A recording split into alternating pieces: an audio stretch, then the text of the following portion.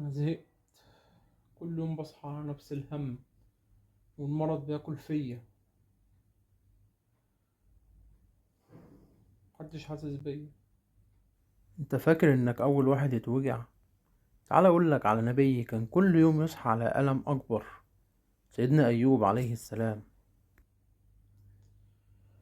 صبر قد ايه يعني؟ انا بقالي شهور وانا مش قادر اعيش.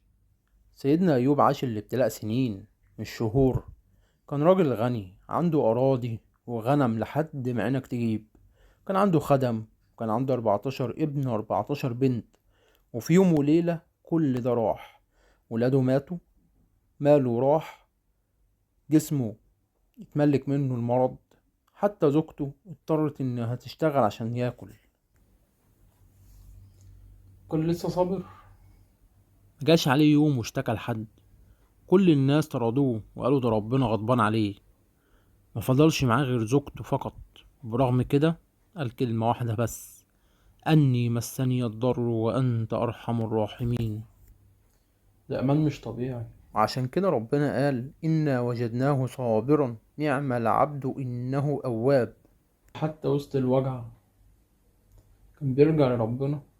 بالظبط. وانت كمان ما تخليش الوجع يعميك. الوجع ساعات بيكون طريق الرجوع، هو اللي هزك عشان ترجع تبص فوق. ربنا بيحب يسمع صوتك. كنت شايف ان الابتلاء عقوبة، بس هتلاقيها فرصة جديدة.